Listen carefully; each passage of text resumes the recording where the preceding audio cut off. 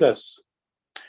We strive to be a congregation that welcomes people of all ages, races, religious beliefs, backgrounds, sexual orientations, gender identities, and abilities. We belong to the Unitarian Universalist Association of Congregations, and we are guided and inspired by its values and principles. Those values and principles urge us to remember that we in Northampton inhabit unceded land of the Pecumtuck and Nipmuc peoples. We are thus moved to remember and face all the painful legacies of dispossession and systemic racism that are part of our collective histories, while we also affirm and celebrate the legacies that inspire us. We are here today to support and celebrate one another and to renew ourselves with hope and gratitude and new resolve. If you are new or returning after a time away, we're very glad you are here with us. Please feel free to fill out a welcome card. You will find a link to that in the chat. Filling this out allows us to put you on our email contact list. We ask that you keep your devices muted and videos off throughout the service, except for the greeting, and we hope that you will stay online for social hour afterwards. The preludes and all the musical interludes are excerpted from our Live from Sanctuary concert series, beginning now with Natalie Lewis singing A Simple Song by Leonard Bernstein.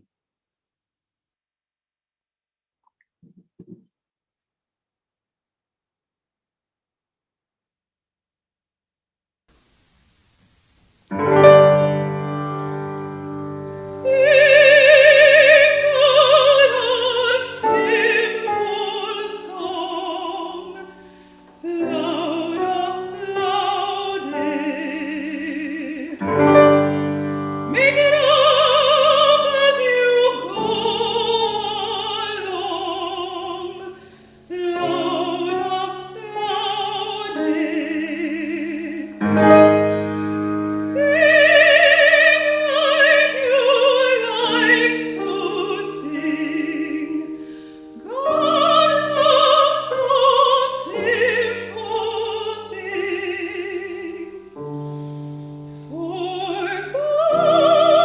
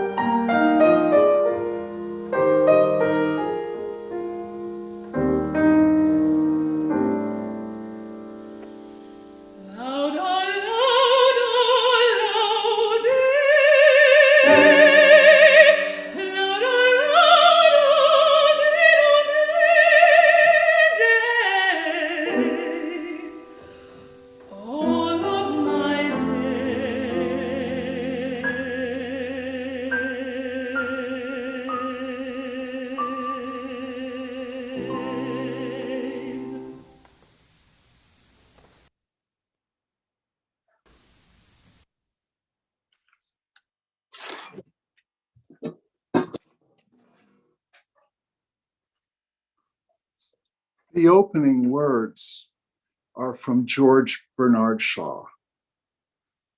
Imagination is the beginning of creation. You imagine what you desire. You will what you imagine. And at last, you create what you will.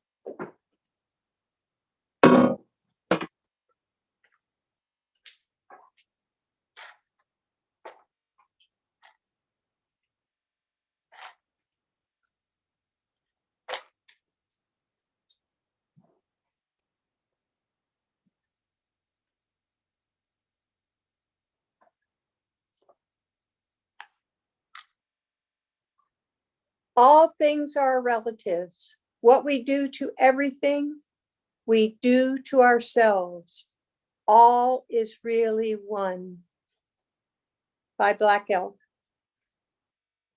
The next hymn is number 3. The first hymn is number 309. Earth is our homeland.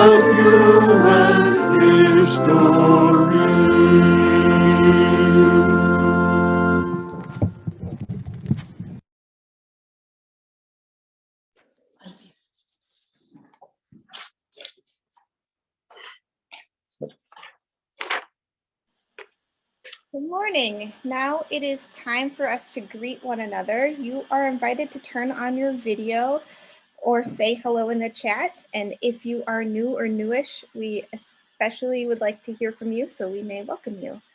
And if you would like to see everybody's smiling faces, you can turn on gallery view to see more videos in one screen. Hmm.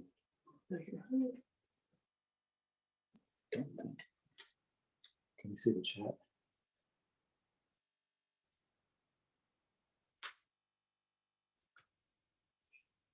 Okay.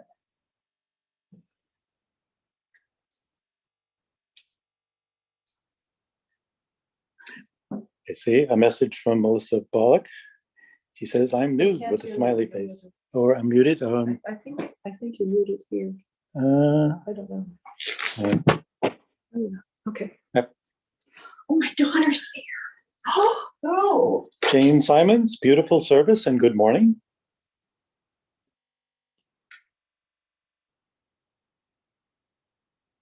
Jane is there. Oh, here's Melissa Bullock. Hi, everyone. This is my first service. I'm at Smith. I can't talk because of voice surgery, but I can type. Trish Arnold says, hi, everyone. This is my first online service here. Welcome, Trish. Steve and Mimi say, welcome, Trish, too. Ginny says, welcome, Melissa. Melissa says, thank you.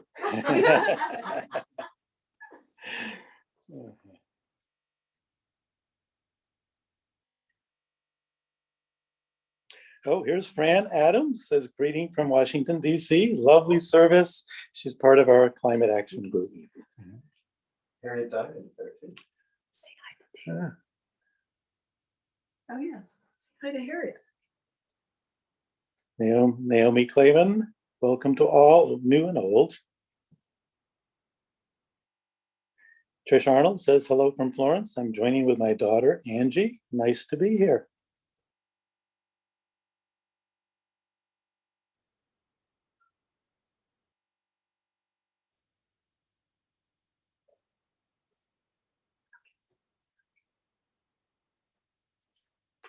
Okay. Thank you all.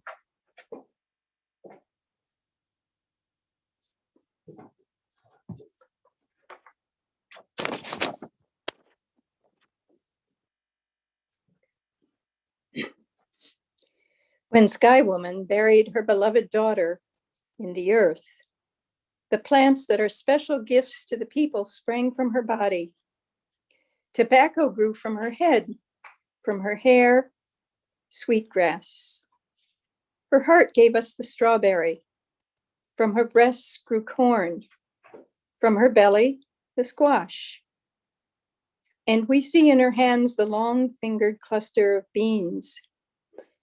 Maybe it was the smell of ripe tomatoes or the oriole singing or that certain slant of light on a yellow afternoon and the beans hanging thick around me.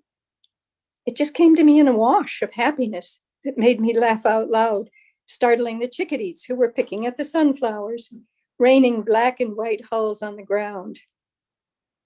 I knew it with a certainty as warm and clear as the September sunshine. The land loves us back. She loves us with beans and tomatoes, with roasting ears and blackberries and bird songs, by a shower of gifts and a heavy rain of lessons. She provides for us and teaches us to provide for ourselves. That's what good mothers do. I sat once in a graduate writing workshop on relationships to the land. The students all demonstrated a deep respect and affection for nature. They professed without reservation that they loved the earth. And then I asked them, well, do you think the earth loves you back? No one was willing to answer that. It was as if I had brought a two-headed porcupine into the classroom. So I made it hypothetical. And I asked, what do you suppose would happen if people believed this crazy notion that the earth loved them back? Well, the floodgates opened. They all wanted to talk at once. One student summed it up. you wouldn't harm what gives you love. Knowing that you love the earth changes you, activates you to defend and protect and celebrate. And when you feel that the earth loves you in return, that feeling transforms the relationship from a one-way street into a sacred bond.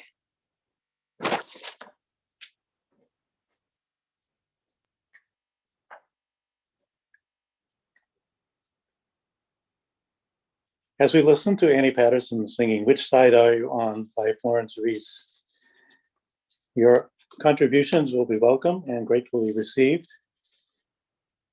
Please see the links in the chat or visit our website, uunorthampton.org, where you will see a blue donate button on the homepage.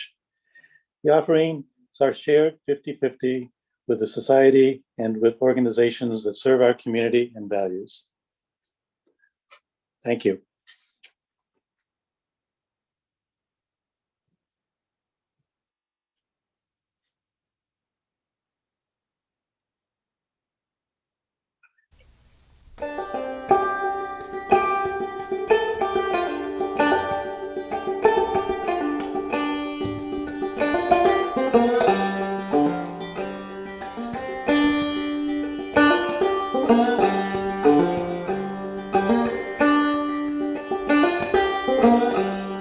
Come on, you good workers, good news to you all town of how the good old Union is coming here to dwell. Which side are you on? Which side are you on? Which side are you on? Which side are you on? My daddy was a miner, he's now in the CNN, and I'll stick with the Union till every battle's done. Which side are you on? Which side are you on? Which side are you on? Which side are you on? They say in Harlan County there are no neutrals there. You'll either be with the Union or a thug for J.H. Blair. Well, which side are you on? Which side are you on? Which side are you on? Which side are you on? Workers, can you stand it? Tell me how you can. Will you be a lousy scab or will you lend a hand? Well, which side are you on? Which side are you on? Which side are you on? Which side are you on? Don't scab for bosses, don't listen to their lies. Us poor folk haven't got a chance unless we organize. Yeah, which side are you on? Which side are you on? Which side are you on? Which side are you on? Which side are you on? Which side are you on? Which side are you on? Which side are you on?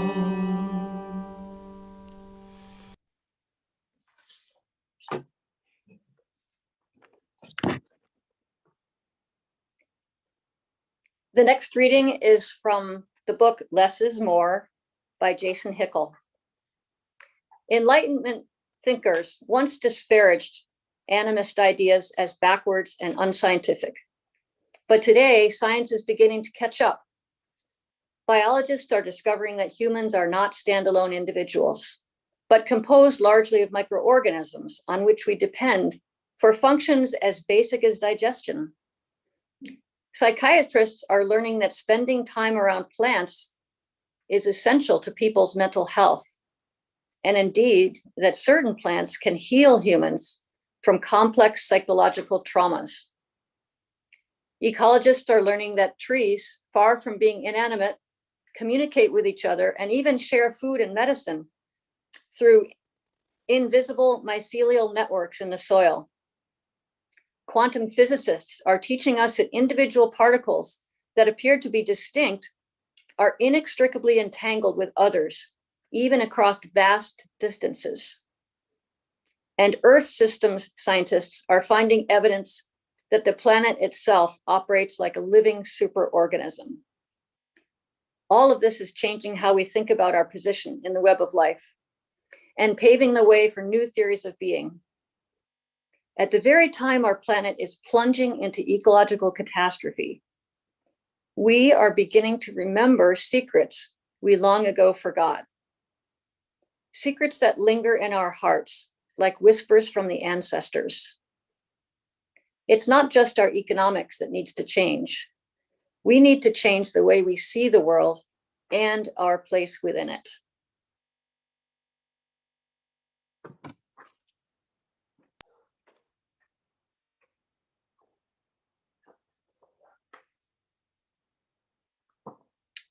Good morning. My reflection this morning, I have given the title, Another World is Possible, something which I very much believe, and I hope you do too. I feel some obligation at the Climate Action Group service to tell you things that you already know. So let me just get that out of the way. Recently, there was a horrifying heat wave out west. It was 116 degrees in Portland, Oregon, and 121 degrees in British Columbia, where the entire town of Lytton burned to the ground. Across the West, hundreds of people died, and so did an estimated 1 billion marine animals who cooked in the ocean. You already know this, and you also know why it's happening, because we've constructed a global economy around growth and profit. It runs on oil and gas. It churns out zillions of tons of consumer goods, which soon become zillions of tons of toxic waste. And the people who make the most money off this infernal machine have a stranglehold on political power. Finally, you're aware of all the ways you can try to throw a little sand into the machine's gears, from eating a vegetarian diet to putting solar panels on your roof. Many of us do many of these things. We feel morally obligated, but we know they're not budging the needle because the catastrophe is so huge. Here's how huge it is. COVID-19 slammed down the brakes on the global economy for an entire year. Planes were grounded, production lines were shut down. Carbon dioxide emissions fell by 6.4%. That's like subtracting all of Japan from the world economy. But they'd have to fall by more than that, 7.6% every year for the next decade, to keep the global temperature rise to 1.5 degrees centigrade. And they're not.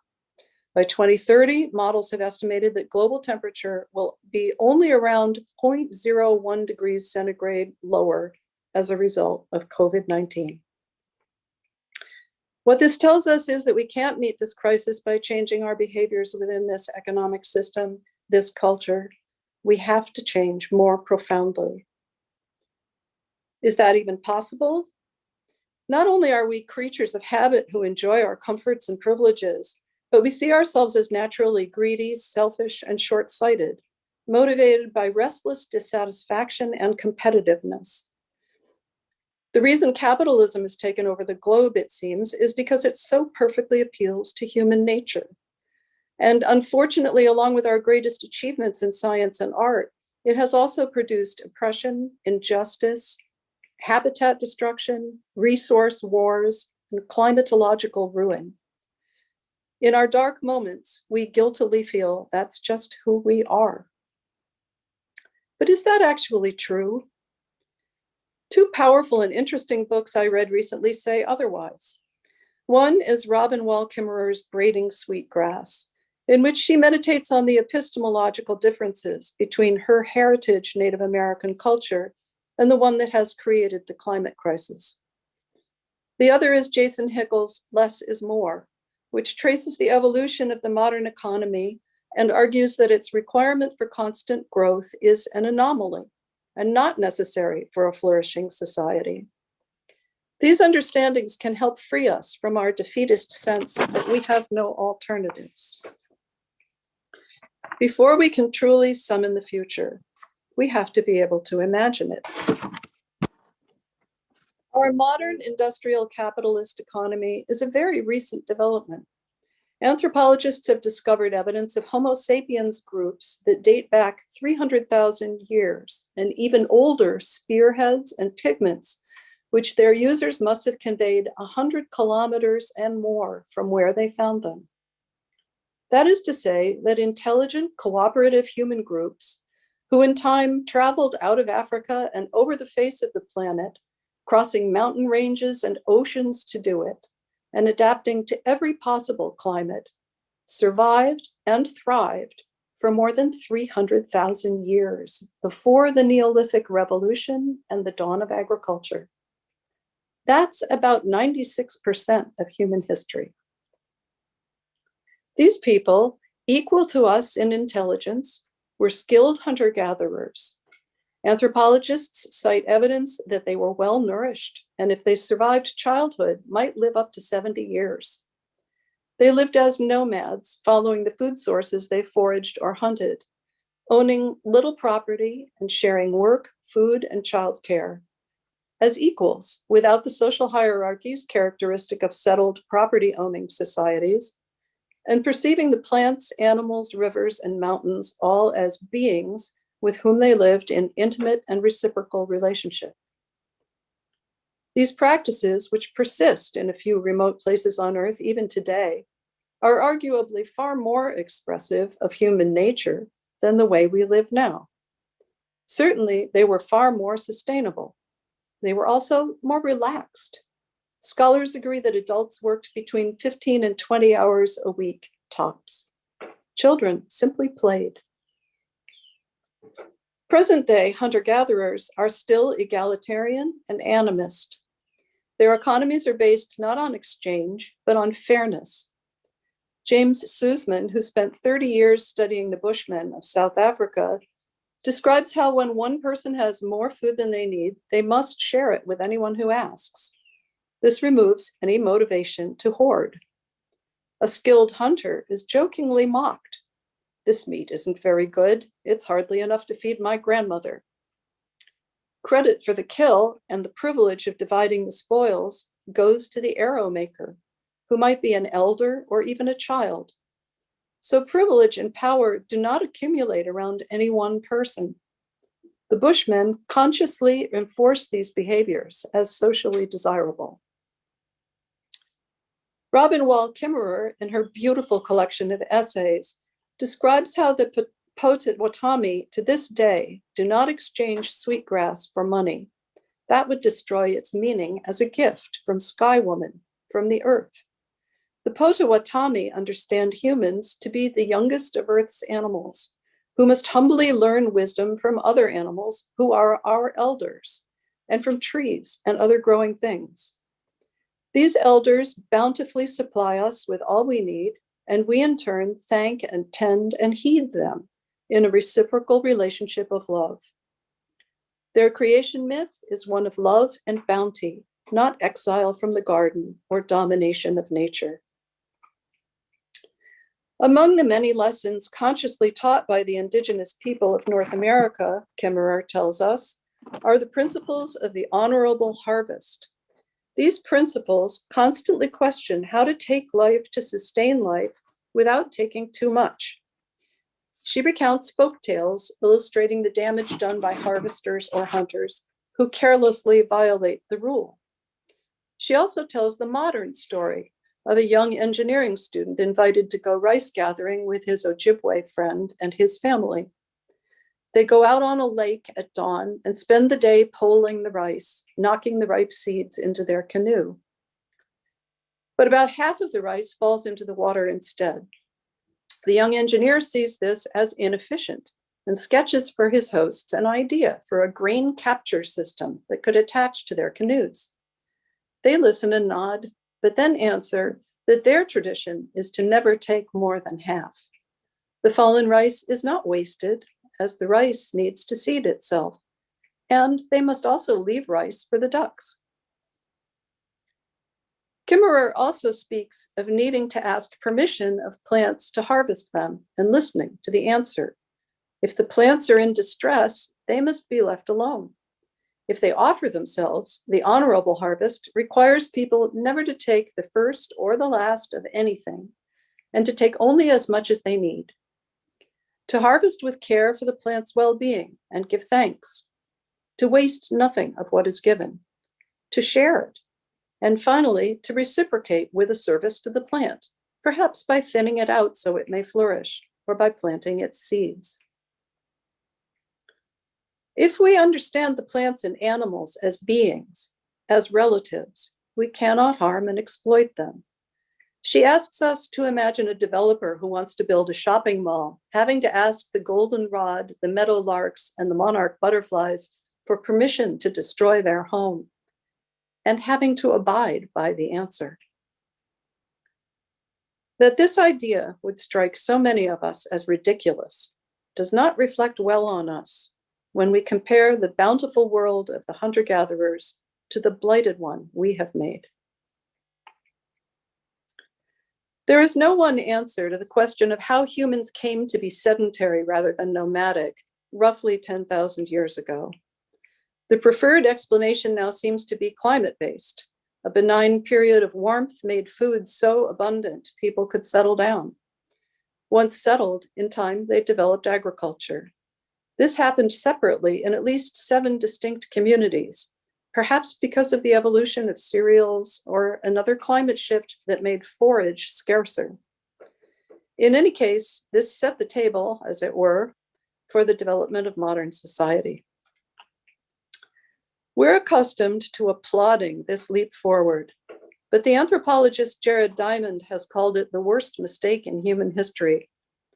Its immediate effects were a drop in calorie intake and physical stature, vulnerability to infectious disease, social stratification, too frequent pregnancies for women, and territory wars.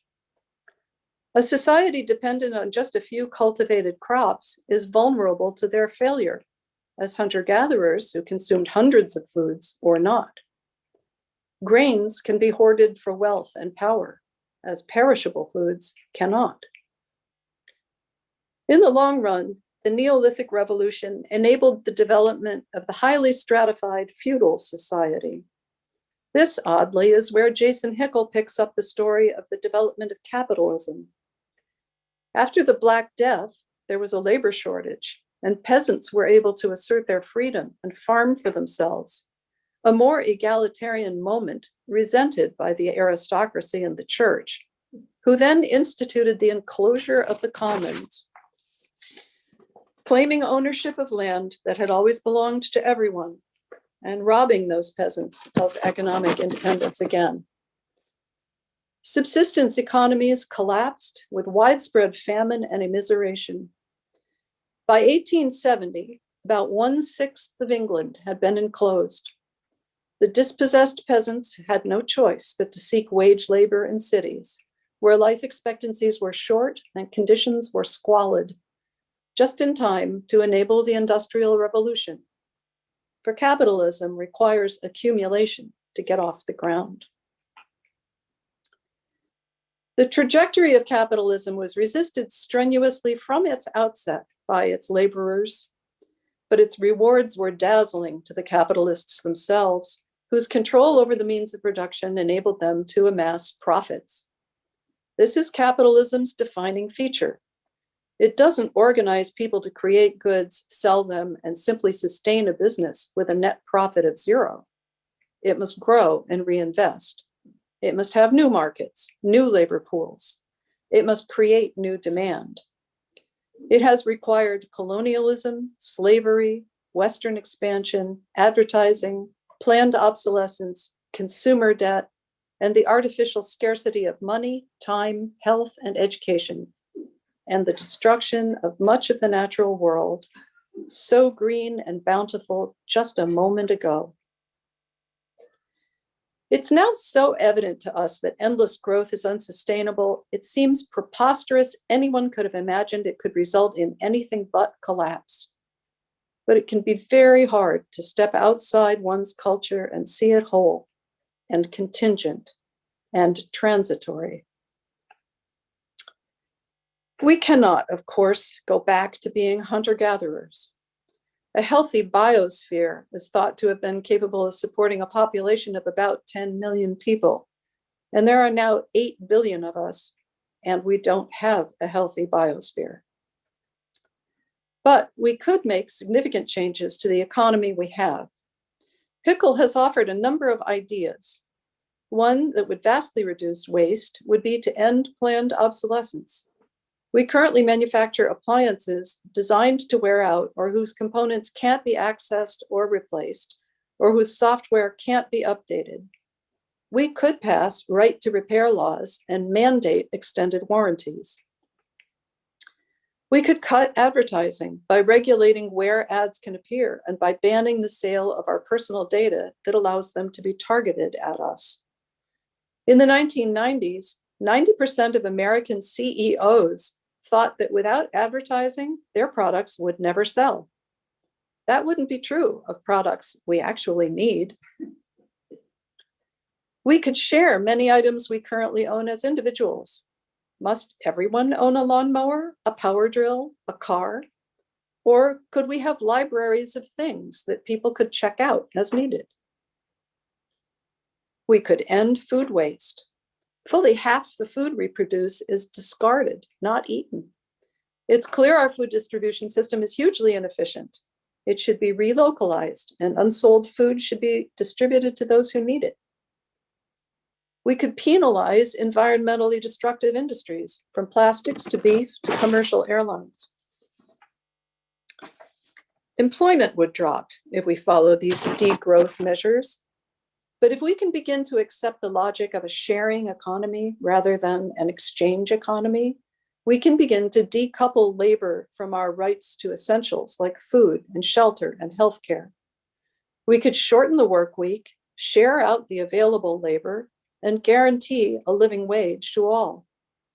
If we could further agree that labor producing waste and junk is of no value, we could instead direct our energies to more satisfying work that fulfills genuine human needs and pay people to do it.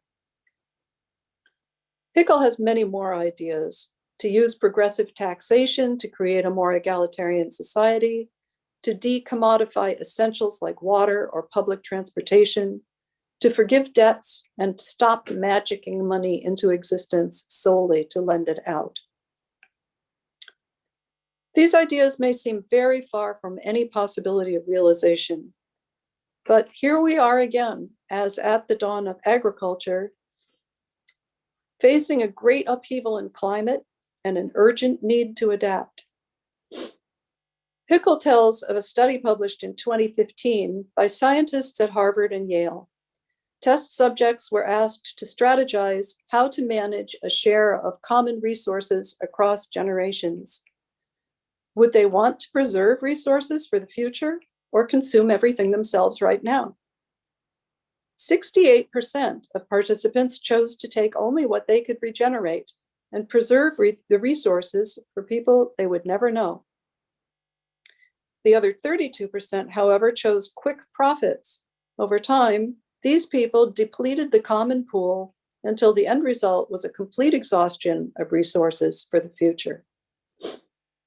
Then the groups were asked to make all their decisions democratically. In this scenario, the majority consistently defeated the minority and eventually even won them over to the long view. They were thinking like the Potawatomi, taking the honorable harvest. That is to say, they were thinking like human beings. In our current economy, a small number of people are hoarding insane stores of wealth and exhausting our resources. But why should they be allowed to? We must do everything in our power to defend the democracy that will override them. We can imagine a world in which we walk back the fateful errors of capitalism and reclaim our essential humanity. And I think that's what we should do actively every day. The more powerfully we can imagine that future world, the more possible it will become. This isn't magical thinking, but a clearer understanding of what we truly long for. You imagine what you desire, you will what you imagine, and at last, you create what you will.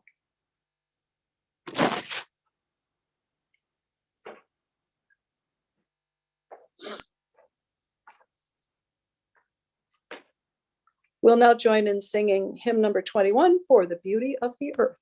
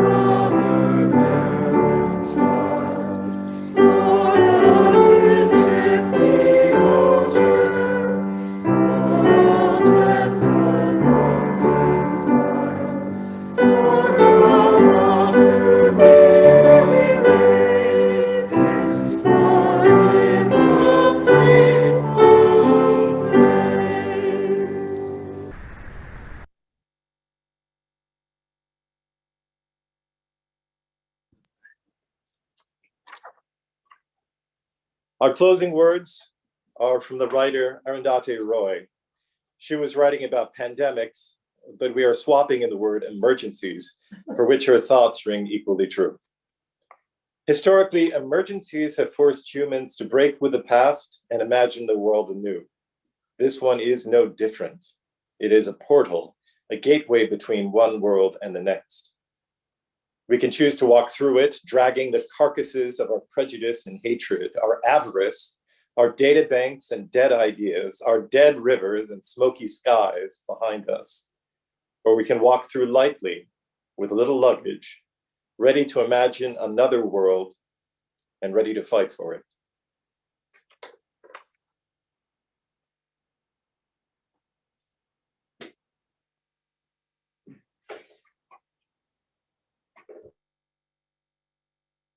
What better song to leave you with than What a Wonderful World? Because there's an awful lot wrong with it, but there's an awful lot right with it, and this song reminds us of that. I see trees of green, red roses too. I see them bloom for me and you, and I think to myself, what a wonderful world.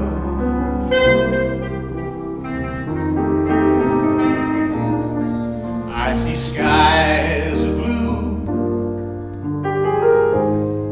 clouds of white, the bright blessed day and the dark sacred night, and I think to myself, what a wonderful world.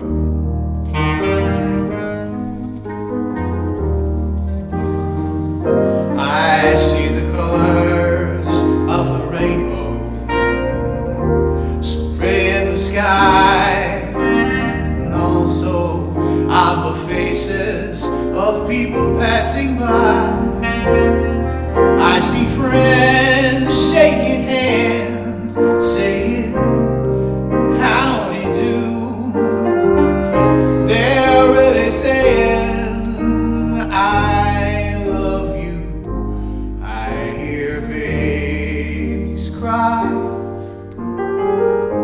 I watch them grow. They'll learn so much more than I'll ever know. And I think to myself,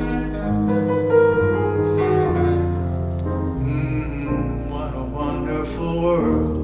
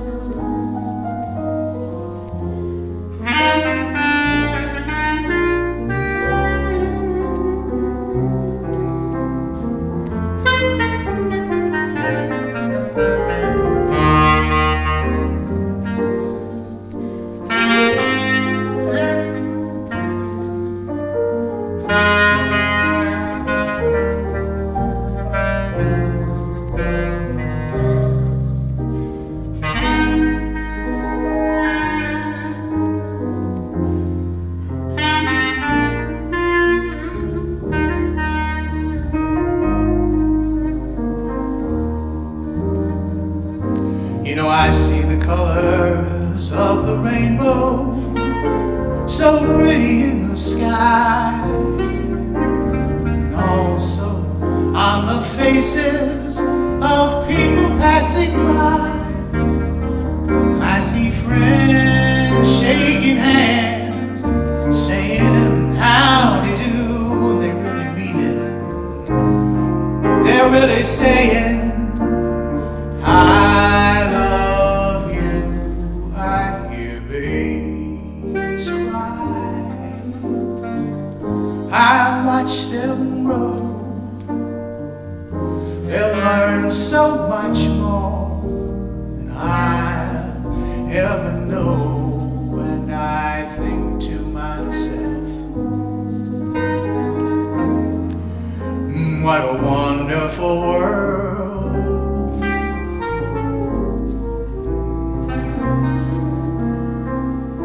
And I think to myself, what a wonderful world.